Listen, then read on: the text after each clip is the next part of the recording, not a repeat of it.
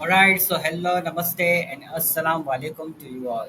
मेरा नाम है मनोज योगा वाला और मैं आप सभी को हमारे इस लाइव इंटरव्यू शो में वेलकम करता हूं। और आज हमारे साथ जो इंटरव्यू के लिए मौजूद हैं हमारे गेस्ट, उनका नाम है मायरा एवान आईटी वाली, जो कि रिहान स्कूल मुनव्वर कैंपस की एक होनहार स्टूडेंट हैं। तो आए बिना वक्त ज़ाय किए हम इनसे बातचीत करते हैं और मायरा के बारे में जानते हैं। सो हेलो मायरा, कैसी हैं आप? ठीक हैं? जी सर, मैं बिल्कुल ठीक। आप सुनाएं, आप कैसे हैं? मैं भी एकदम ठीक हूँ और एकदम परफेक्ट।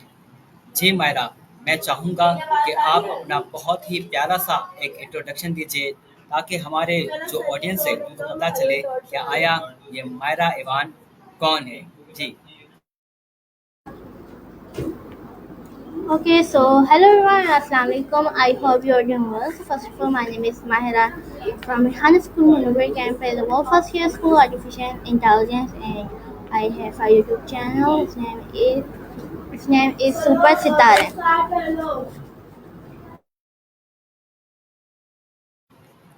अच्छा मायरा, आप यहाँ पर पहले रेहान स्कूल मनोहर कैंपस में गई थी, तो इससे पहले आप अपनी जर्नी बताएंगे कि आप कहाँ पर थी, क्या स्टडी करती थी, वहाँ के स्कूल का क्या माहौल था?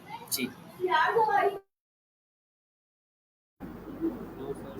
ओके, सो हमारी इससे पहले भी जर्नी सेम ही थी, क्योंकि हम बचपन से सोशल मीडिया पे हैं और एक तरफ से बिल्कुल सेम थी, लेकिन अब फेसबुक पे भी हो गए, क्योंकि फेसबुक पे हम लोग नहीं थे। तो सबसे पहले हमारी जर्नी यही थी कि हम लोग सुबह स्कूल जाते थे, स्कूल से वापसी आकर हम सेंटर जाते थे, कमरान इंग्लिश लैंग्वेज पॉइंट। वहाँ पे स्टडीज़ वगैरह करते थे। टोस्ट मास्टर जाते थे, जो आपने नाम भी सुना होगा टोस्ट मास्टर का, हम लोग उधर जाते थे।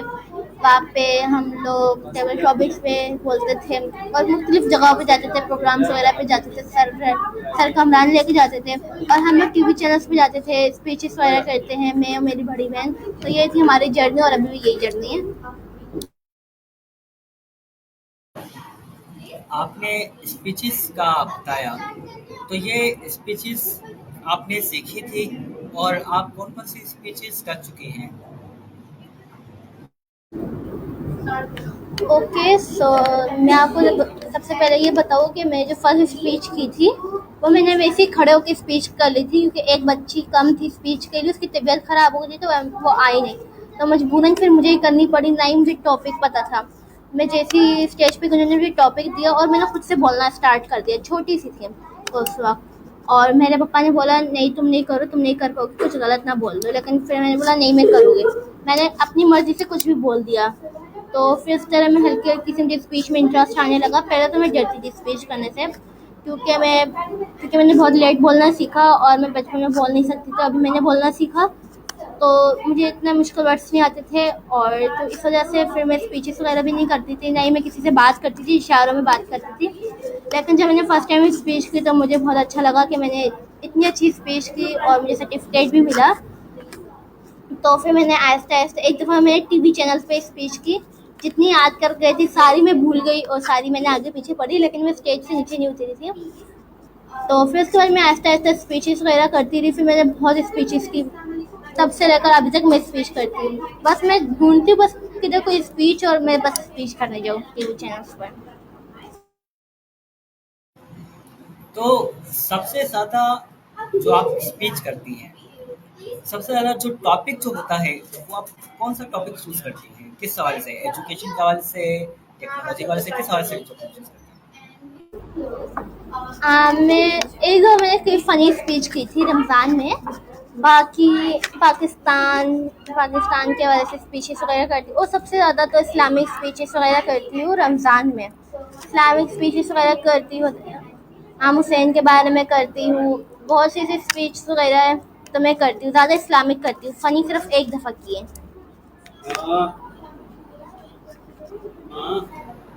हैं? अगर आप चाहें, तो क्या आप छोटी सी कोई फनी सी स्पीच सुना सकती हैं अभी आप, अगर आप चाहें तो? जी। फनी स्पीच तो मुझे थोड़ी सी भूल गई हूँ, लेकिन याद नहीं है अभी। ओके, कोई मसले बात नहीं, हो जाता है ऐसा अक्सर बार, इंसान जो है भूल जाता है। तो अ, आपको जो है सारी बातें आपने इतना फन किया है ज़िंदगी में, और तो आपको जो है खेलों में क्या-क्या पसंद है? जैसे कि स्पोर्ट्स पसंद है, और अगर स्पोर्ट्स पसंद है तो कौन-सी स्पोर्ट्स पसंद है? और आपने कितनी गेम्स खेली हैं? जी। अच्छा, तो भाई मुझे खेलना कूदना बहुत ज़्यादा पसंद है। और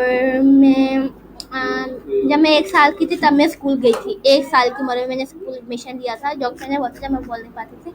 तो स्कूल में भी खेलने के वहाँ पे हमें सिर्फ खिलवाते थे टीचर्स वगैरह। तो फिर उधर से शौक आया था खेलने वगैरह, तो फिर मैं बचपन से खेलती रही, स्पोर्ट्स वगैरह करती रही। फिर स्कूल की चैंपियन थी, रिंग बॉल की, क्रिकेट की, और मुख्तलिफ चीज़ों की, फुटबॉल की। हमारे स्कूल में दूसरे स्कूल से बच्चे आते थे, दूसरे शहर के बच्चे आते थे, हम लोग उनके साथ मैच करते थे, मैच लगता था हमारा, बहुत से लोग आते थे। तो मुझे बचपन से खेलना कूदना बहुत पसंद है। और अभी रिसेंटली मैं बाइक चलाना सीख रही हूँ, रोजाना मैं अपने पापा के साथ जाती हूँ बाइक चलाना सीखने। तो मैं कुछ ना कुछ करती रहती हूँ खेल कूद में। वाओ! माशाल्लाह! बाइक भी अब आप चला रहे हैं।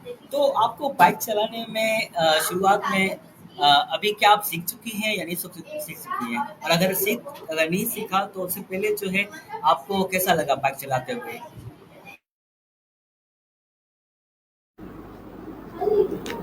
मुझे तो इतना डर नहीं लगा। बाइक अभी मैंने थोड़ी सी चलाना सीखी है, प्रॉपर रोड पे नहीं, क्योंकि के मैदान वगैरह पे थोड़ी सी चलाना सीखी है, और किक वगैरह मारना सीखी है, उस पर बैलेंस करना सीखा है। असल में मुझे बाइक चलाने का जो कॉन्फिडेंस है वो मेरे नाना अब्बू और नानू ने दिया। क्योंकि मेरे नाना अब्बू और नानू ने दिया, क्योंकि उनकी ख्वाहिश थी कि मैं बाइक चलाना सीखूं। और उन्होंने मेरे लिए साइकिल भी मेरे लिए गिफ्ट की थी, मुझे साइकिल। और जब मैं अपने नानू के पास जाती हूँ, उन्होंने वहाँ पे भी मेरे लिए एक साइकिल रखी हुई है जो मैं चलाती रहती हूँ। तो उन्होंने मुझे कॉन्फिडेंस दिलाया। फिर फादर को बोला कि बाइक चलाना सिखाओ। पापा ने बोला अभी छोटी है, अभी फ़ायदा नहीं है, अभी चला नहीं सकती। नानू ने बोला, नानू की तबीयत बहुत ज़्यादा ख़राब रहती है, तो नानू ने बोला नहीं, मेरे होते होते ये बाइक चलाना सीख गया, मुझे इसको बाइक चलाते सिखाना है। तो फिर मुझे बहुत ज़्यादा कॉन्फिडेंस आया कि मैं बाइक चलाना बाइक चलाना सीखूँ, कि मैं अपनी नानू को बाइक चला के दिखाऊँ। तो फिर मैं अपने से बाइक ऑन करती रहती थी, चलाती रहती थी, ऑन करके किक वगैरह मारती, किक से स्टार्ट नहीं होती थी। फिर जब पापा सिखाने लगे तो मेरी किक भी स्टार्ट होती थी, और मैं अपनी नानू को वीडियो कॉल में भी ले लेती थी कि नानू मुझे देख के बाइक चलाते वक्त। तो ये सारा कॉन्फिडेंस नानू ने दिया और पापा लोगों ने दिया। वाओ! ब्रावो! बहुत ही ज़बरदस्त।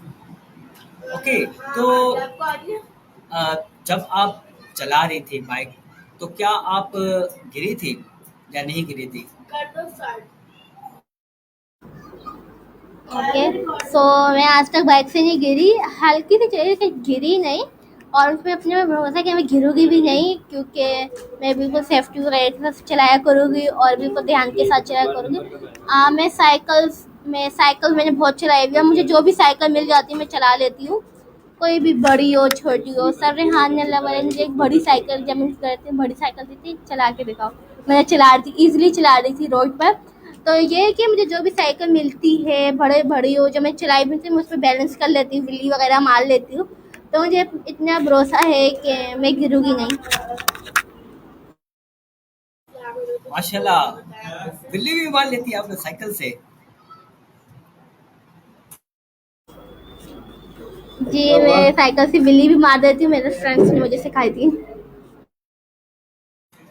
अच्छा, तो क्या बिल्ली मारते हुए कभी आप शुरुआत में आपने कैसे, मतलब क्योंकि मुझे तो इमेजिन करते हुए भी खौफ आता है। आपको पता है कि मैंने साइकिल तो चलाई है, इतनी ज़्यादा मैंने नहीं चलाई, और बचपन में बहुत कम थोड़ी-थोड़ी चलाता था, थोड़ी-थोड़ी रोड के पास, लेकिन कभी भी बिल्ली जो है मैंने नहीं मारी क्योंकि डर लगता था। तो आपने इस चीज़ को कैसे हैंडल किया और कैसे, मतलब आपने सीखा ये? बताएँ प्लीज़। ओके, सो हम जो कल जाते थे, तो वहाँ पे सर कहते थोड़ी सी एक्टिविटी भी किया करें, तो सर हमारे लिए साइकिल लेकर आए थे। कि हम साइकिल चलाएं। 3 बच्चे होते थे, मैं होती थी, मेरी 2 बेस्ट फ्रेंड्स होते थे, एक रुमेसा, एक एहतेशाम। तो हम लोग तीनों साइकिल चलाते थे, रेसेस वगैरह लगाते थे। जो एहतेशाम था वो विल्ली वगैरह मारता था, लेट जाता था बाइक पे, तो मुझे बड़ा शौक आता था इसको देख कर कि मैं भी इस तरह करूँ। जो रुमैसा थी वो डरती थी क्योंकि उसको उन सब चीज़ों से डर लगता है ना। उसको साइकिल चलानी आती, साइकिल चलाना भी मैंने और उसने सिखाई। तो फिर उसने मुझे आहिस्ता आहिस्ता विली मारना सिखाई कि किस तरह विली मारनी है, और मैं बहुत बुरी तरीके से गिरती रही हूँ विली मारने की वजह से। और हमारा जो सेंटर था वो डिफेंस में था, तो वहाँ पे उन्होंने पूरी इतनी जिस तरह ग्रास से मैंने शेप्स वगैरह बनाई होती है ना किसी भी चीज़ की, गाड़ी वगैरह, मैं एक वहाँ पे शेप किसी चीज़ की बनी हुई जो मैंने सारी ख़राब कर। मैं जैसे एकदम विली मारी, जैसे मैंने नीचे की ना, तो बैलेंस आउट हो गया, तो मैं डायरेक्ट यहाँ पे ग्रास पे जाके लगी, तो जिस वजह से पूरी उनकी ग्रास वगैरह भी ख़राब हो गई, लेकिन हम वहाँ से भाग गए थे, किसी ने देखा नहीं। तो बिल्ली मारते वक्त मैं बहुत दफ़ा गिरी हूँ, बहुत दफ़ा नुकसान हुआ है, साथ साइकिल का भी नुकसान होते रहे, ब्रेक कभी टूट जाती, कभी क्या होता, तो बिल्ली मारने में तो नुकसान हुए और डर भी लगा। ग्रेट। बहुत ही आप डेयरिंग बच्ची हैं, बहुत ज़्यादा हिम्मत वाली हैं आप, क्योंकि ऐसे मतलब मैंने बहुत कम ऐसी मतलब मैंने बच्चियाँ देखी हैं, लड़कियाँ देखी हैं जो ऐसे काम करती हैं। बहुत ही ज़बरदस्त। तो क्या आपकी जो सिस्टर है वो भी आपके साथ आपकी जैसी ही हैं या थोड़े से मुख्तलिफ हैं आपकी सिस्टर? महारों नाम है उनका। जी। मारो सापी तो बिल्कुल चेंज है मुझसे, बिल्कुल चेंज है। मैं और वो लगते नहीं है, बहनें हैं, क्योंकि वो, उसको हाइट फोबिया भी है। हम किधर भी जैसे कि स्काउट वगैरह पे जाते हैं, वो कुछ नहीं करती।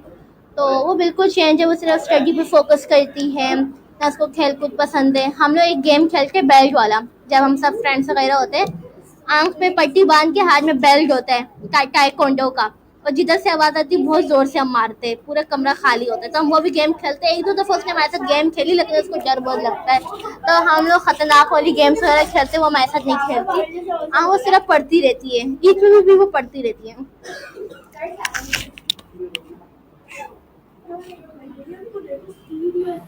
ओके मायरा, तो आपने मुझे एक बात बताई थी कि बचपन में आप मतलब ज़्यादा अ, बोलती भी नहीं थी, स्पीच करने में आपको दिक्कत भी होती थी। तो आपने अपनी स्पीच को बेहतर किस तरीके से किया? जी।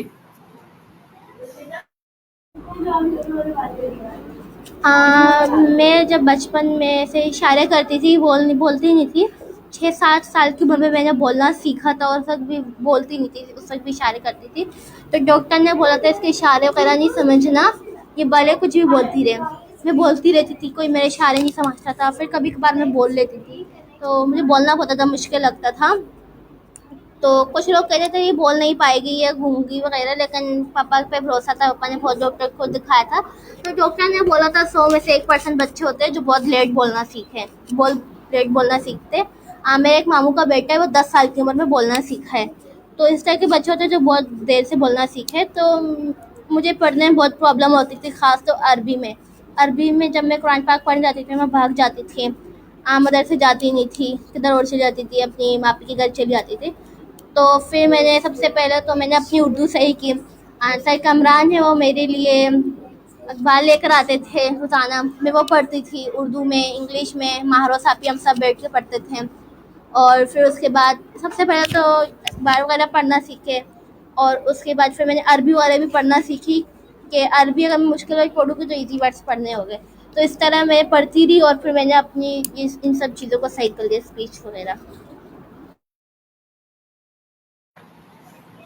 ग्रेट, ज़बरदस्त। अच्छा, तो अभी आप तकरीबन तकरीबन शायद होंगे शायद 12 से 13 साल के होंगे। तो इन 12 से 13 साल में कोई आपको ऐसा कोई लम्हा, कोई यादगार लम्हा कभी आया है जिस जो जिसको आपको बहुत ज़्यादा खुशी मिली हो, बहुत ज़्यादा कोई ऐसा कोई एक्सपीरियंस शेयर करना चाहें आप हमारे साथ? जी।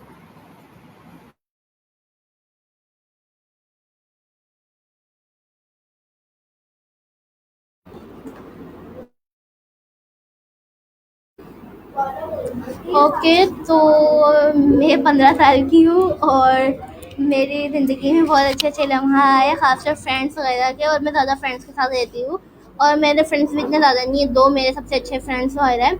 तो सबसे ज़्यादा मैं अपने फ्रेंड्स वगैरह के साथ रहती हूँ, जितने भी मेरे फ़ेवरेट लम्हा आए वो सारे फ्रेंड्स वगैरह के साथ आए और बहुत ज़्यादा दुःख वगैरह भी आए, फ्रेंड्स के साथ आए। तो मेरी ज़िंदगी में सबसे अच्छा लम्हा वो आया था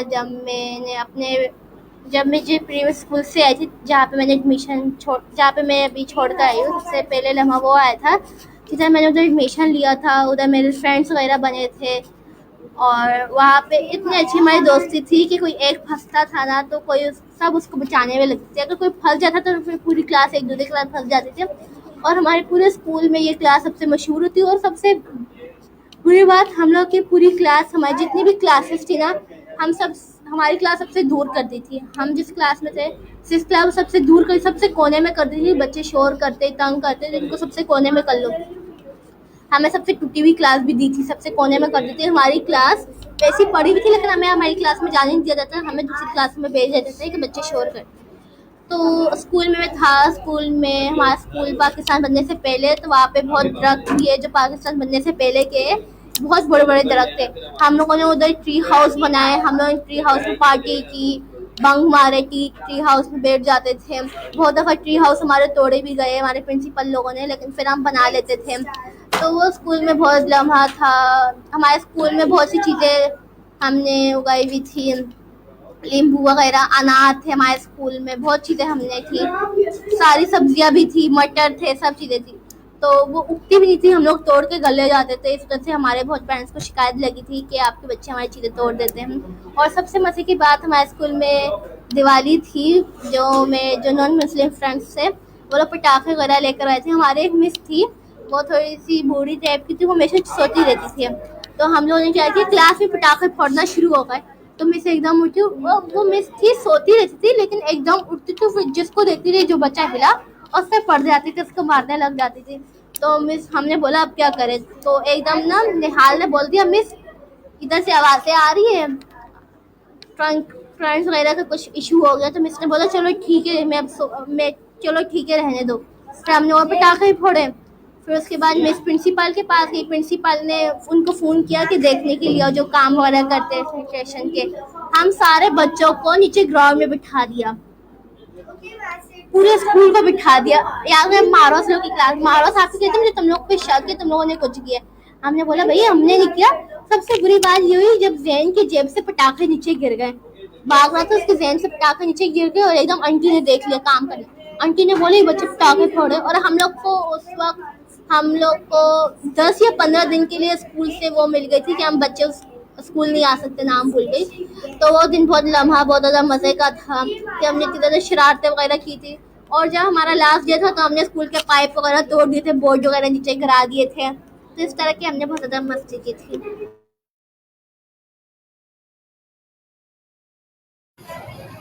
अच्छा, तो ये आपने शरारतों की बात की, ठीक है, और अलहमदुल्ला की बात की।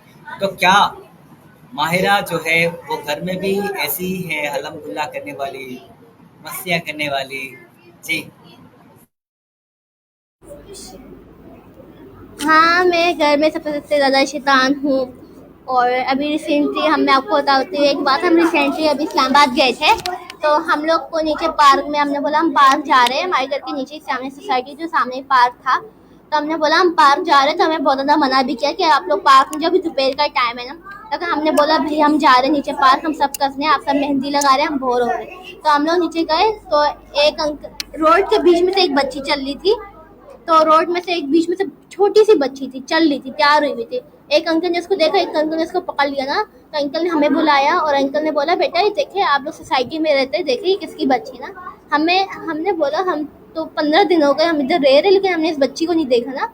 फिर एकदम मेरी कज़न को याद आया, ये तो हमने साथ वाले घर पे नॉर्मली देखा था। तो हम उसको पूरे इस्लामाबाद में लेके घूमे, और सबसे मज़े की बात, हम पुलिस की गाड़ी में भी बैठ गए, पुलिस को बुलाया और पुलिस की गाड़ी में ही बैठ गए। अब जाहिर सी बात है शादी वाला घर था, और जब सबने हमें देखा, हम बैठे हुए थे पुलिस की गाड़ी में, और पुलिस हमारे घर भी आई थी। सबसे पहले तो किसी ने हमारी बात नहीं सुनी, हमें बहुत ज़्यादा डांटा, खास तो भैया ने हमें बहुत डांटा। अच्छा, भैया हमें बुला रहे थे और हमने समझा वो हमें हाई कर रहे थे, हमने भी उनको हाई किया, तो बोलते हमें इतना ज़्यादा गुस्सा आ रहा था, हम लोग आप ही को लेके जा रहे थे पार्लर तैयार होने के लिए दुल्हन को, और तुम लोग पुलिस की गाड़ी में बैठ के घर में आई हुई। पुलिस क्या सोचेगी, शादी वाले घर में पुलिस का काम क्या है। तो हमें उसको बहुत डांट पड़ी। जब पुलिस ने हमारी जब तारीफ की तो उन्होंने भाई हमारी तारीफ की, उन्होंने बोला हाँ भाई मायरा शैतान नहीं है, मायरा समझदार भी है।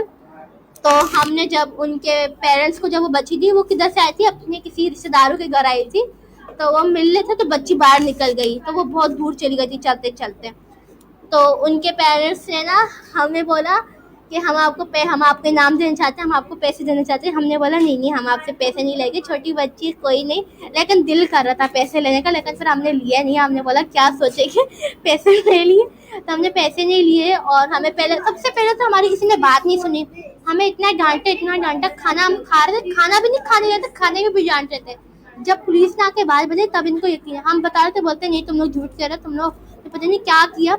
मेरे पप्पा कहते, मैंने बोला पता नहीं तुम लोगों ने सोसाइटी में क्या कर लिया था, तुम्हें पुलिस लेके जा रही थी। घर के नीचे थे ना, तो घर के नीचे से पुलिस रोड पे लेके गए जा रही थी बच्ची को देखने के लिए कि बच्ची किधर से आई है। तो उस वक्त हमें बहुत ज़्यादा डांट भी पड़ी थी, और बहुत ज़्यादा हमें अच्छा भी हमें अच्छी अच्छी बातें भी सुनने के लिए मिली थी, और बुरी बातें भी सुनने के लिए मिली थी। ओके, तो ये आपने बहुत ही अपने मतलब हाथ मिला दी और स्टोरी बताई, बहुत ही प्यारी सी, बहुत ही नटखट सी।